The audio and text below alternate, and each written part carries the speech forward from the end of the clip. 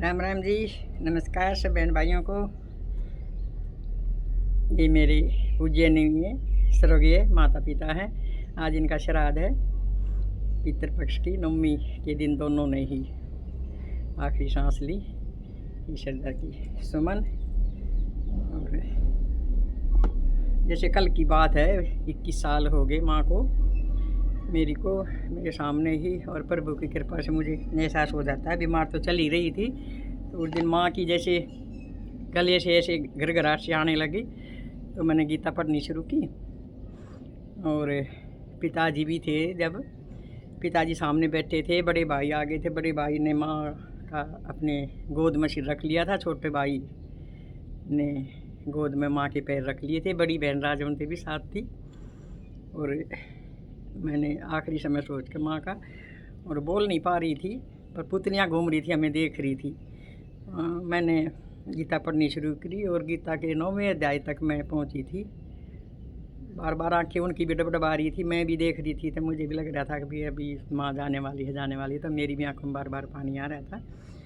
और गीता का 9वां अध्याय पूरा करते करते पूरा हुआ नहीं था, और माँ हमें ऐसे खुली आँखों से मोटी सी पानी की आंसू की जैसे बूंद गिरी और आंखें खुली रह गई।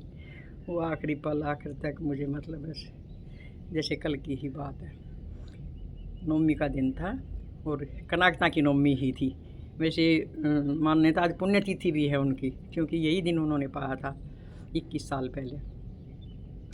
और पिताजी भी इसी तरह अष्टमी की रात को मुझे सपना आ गया कि पिताजी पानी की बाल्टी लिए नहाने की जगह ढूंढ रहे हैं। तो मैं सुबह मिलने चली गई पिताजी से। घर भाई भी नवमी का कन्या पूजन कर रहे थे। मैंने प्रसाद लेकर पिताजी को थोड़ा खिलाना चाहा। आवाज़ उनकी भी ऐसी ही हो रही थी माँ की तरह, जैसे माँ की हुई थी। तो मुझे पता लग गया था कि भाई हाँ, आखिरी ही टाइम है। वही फिर मैंने भाभी से गीता लेकर गीता पढ़नी शुरू करी। और सबसे बच्चे उस टाइम थे नहीं, स्कूल में थे या कहीं भी, गंगा जल पिलवा दिया। गंगा जल गीता पढ़ रही थी जो, गंगा जल में तुलसी के पत्ते भी डाल रखे थे, वो सब पिलवा के। और पिताजी के टाइम बिल्कुल मैं अकेली थी। छोटी भाभी थी, वो भी नीचे कुछ काम से चली गई थी। और बिल्कुल मेरे सामने पिताजी भी ऐसी खुली आँखों से मेरे सामने ही चले गए। और बड़ा दुखदाई था वो टाइम। 4 साल और 15 दिन बाद नवमी के दिन, रामनवमी नहीं, शारदीय की नवमी, मतलब कलागतों के बाद जो ये नवरात्रि आएंगे अभी, इन्हीं नवरात्र में, मतलब 4 साल और 15 दिन बाद नवमी का दिन ही मेरे पिताजी ने लिया। और इन दोनों की याद में 4 लाइन सुनाती हूँ आपको।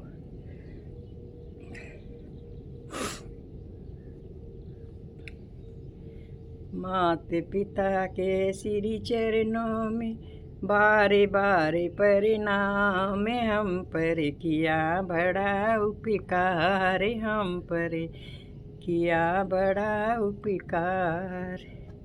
माता ने जो कष्ट उठाया, वो ऋण कभी न जाए चुकाया। उंगली पकड़ कर चलना सिखाया, चल की दी शीतल छाया। जिसकी गोदी में पल कर हम कहलाते होशियार, हम पर किया बड़ा उपकार, हम पर किया बड़ा उपकार। पिता ने हमको योग्य बनाया, कमा कमा कर अन्न खिलाया। पिता ने हमको योग्य बनाया, कमा कमा कर अन्न खिलाया। पाल पोस कर पढ़ा लिखा कर दिया कन्यादान, हम पर किया बड़ा उपकार, हम पर किया बड़ा उपकार। भगवान इनकी आत्मा को शांति दें, जहाँ कहीं भी हों, ये ठीक रहें, स्वस्थ रहें। उनके चरणों में बार बार प्रणाम।